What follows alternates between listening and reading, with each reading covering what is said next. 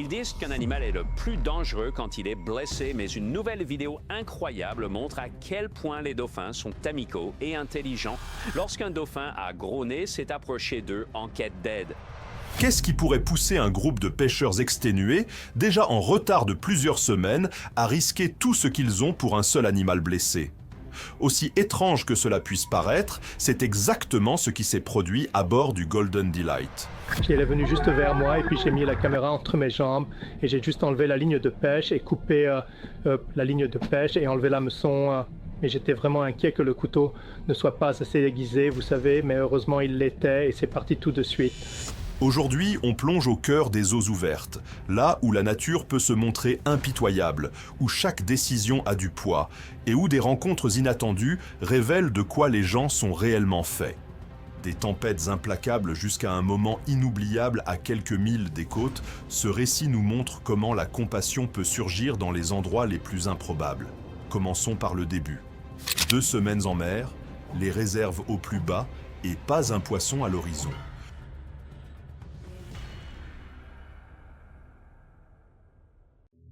Le pari sans fin.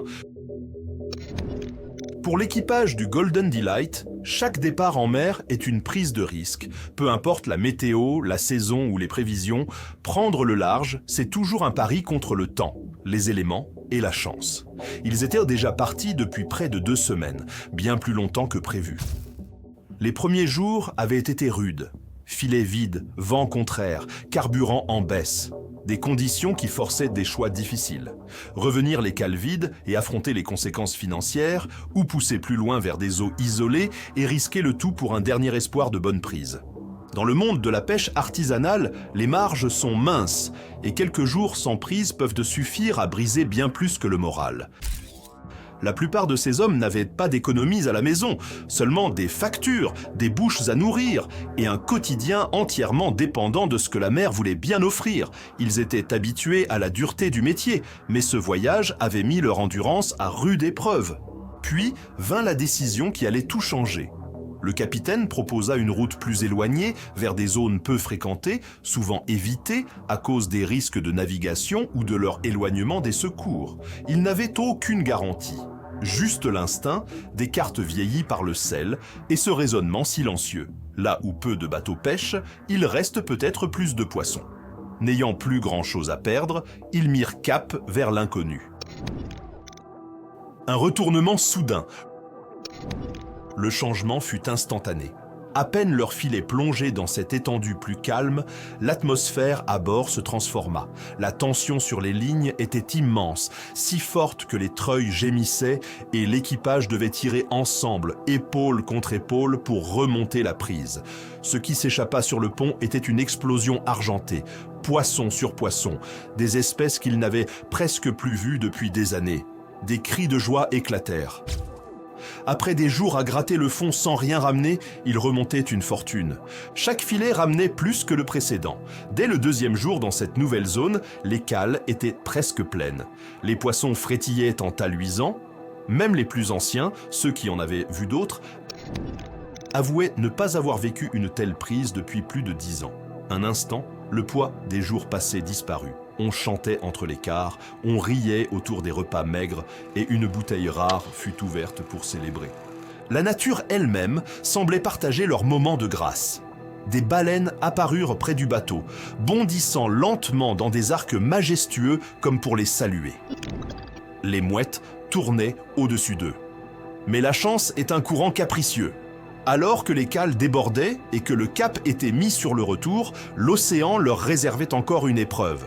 Une tempête se formait au loin, et pour l'éviter, il leur faudrait prendre une route plus longue, plus rude, une ombre dans les eaux calmes. L'épuisement gagnait l'équipage alors que la côte apparaissait lentement à l'horizon. Les mains étaient en feu, l'air chargé de l'odeur âcre du poisson, et les dernières réserves d'eau douce étaient rationnées avec précaution. La mer s'était calmée, mais une tension persistait. Une sorte de silence qui ressemblait plus à une attente qu'à un répit. Puis, juste après le zénith, quelque chose brisa la surface. Cela bougeait lentement au début, à peine visible dans le scintillement du soleil. Un des plus jeunes s'approcha du bastingage, plissant les yeux. Un dauphin. Un spectacle familier dans ces eaux, ils en avaient vu souvent jouer dans le sillage du bateau, rapide et plein d'énergie, mais celui-ci était différent. Il flottait étrangement, plongeant à peine sous les vagues avant de remonter avec effort. Sa nageoire ne fendait pas l'eau. Elle traînait. Le matelot appela les autres. Ce qui ressemblait d'abord à de la curiosité devint de l'inquiétude. Le dauphin n'était pas seulement lent, il luttait. Autour de sa queue s'enroulait un enchevêtrement de filets de pêche, épais, usés. Il était visiblement pris au piège depuis longtemps. Aucun autre dauphin ne l'accompagnait.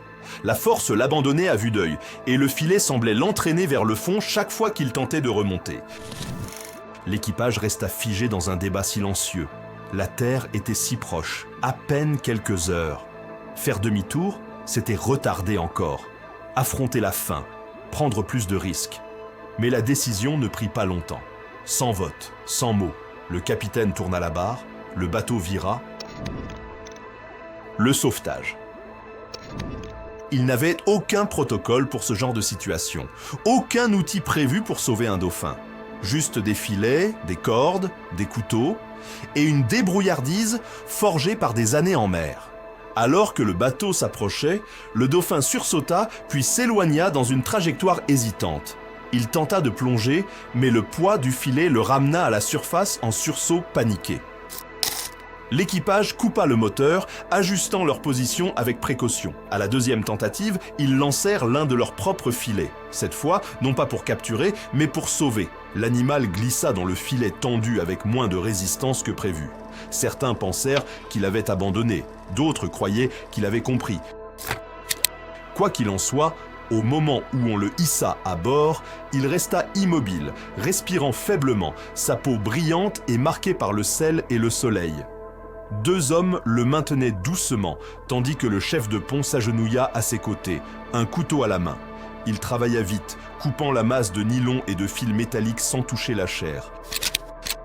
La ligne s'était enroulée fermement autour de la queue, creusant une légère entaille dans la peau, mais elle n'avait pas transpercé. Ils étaient arrivés juste à temps. Une fois libéré, le dauphin ne se débattit pas et ne chercha pas à fuir. Il releva légèrement la tête, puis se reposa de nouveau, comme s'il recalibrait son corps pour la première fois depuis des jours. On lui laissa de l'espace. Quand le moment parut venu, ils ouvrirent la trappe latérale du bateau et le firent glisser doucement dans la mer. Il disparut sous la surface d'un coup de nageoire net et puissant. L'équipage resta silencieux, observant les rides sur l'eau. Personne ne parla en nettoyant le pont. Ils venaient d'ajouter des heures à leur trajet, brûler du carburant précieux et risquer de compromettre leur livraison. Mais aucun ne douta un seul instant du choix qu'ils avaient en fait. Le retour du dauphin est un mystère plus profond.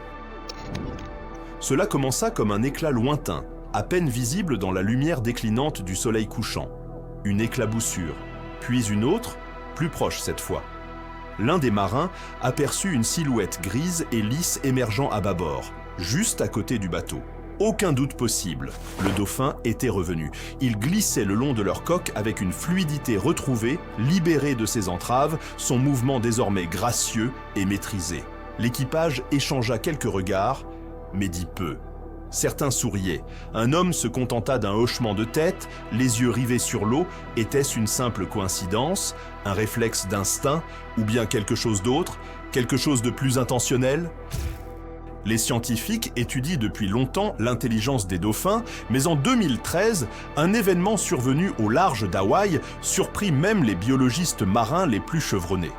Un grand dauphin, empêtré dans une ligne de pêche avec un hameçon planté dans sa nageoire, s'approcha d'un groupe de plongeurs de nuit. Il tourna calmement autour d'eux jusqu'à ce que l'un d'eux remarque la blessure. Le dauphin se laissa aider, positionnant son corps pour faciliter le sauvetage. L'épisode fut filmé et cité dans des revues scientifiques comme l'un des rares cas documentés d'un animal sauvage cherchant activement l'aide des humains. Ce soir-là, à bord du Golden Delight, l'air semblait différent. Le dauphin resta auprès du bateau jusqu'à la tombée de la nuit, puis disparut dans l'immensité insondable de l'océan. Était-il venu les remercier ou avait-il simplement perçu un sentiment de sécurité ? Nul ne pouvait le dire. Mais quelque chose s'était produit entre les espèces à cet instant. Une compréhension sans mots, née dans la détresse, rendue avec grâce. L'héroïsme discret des pêcheurs. Trop souvent, les pêcheurs sont perçus comme de simples extracteurs, des hommes qui prélèvent la mer sans jamais rien lui rendre. Mais pour ceux qui vivent au rythme de l'océan, la relation est bien plus profonde. Ils en comprennent les humeurs, la fragilité, la générosité. Ils respectent les vies sous la surface, non pas malgré leur métier, mais grâce à lui. L'équipage du Golden Delight n'a pas hésité parce qu'ils étaient non de grands défenseurs des animaux. Ils ont agi parce qu'ils connaissaient le prix de l'indifférence. Chaque filet, chaque ligne, chaque équipement perdu en mer a des conséquences. Ils avaient déjà vu, trop souvent, des créatures piégées trop tard pour être secourus. Cette fois-ci, ils avaient une chance, et ils l'ont saisie.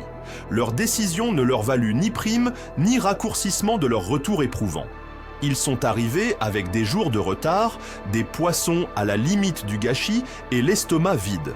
Mais quand le dauphin nagea à leur côté, quelque chose changea. Dans un métier où survivre passe souvent avant tout, ils avaient choisi l'empathie et, ce faisant, réécrit l'image que l'on se fait souvent d'hommes comme eux. Leur métier, c'est la pêche.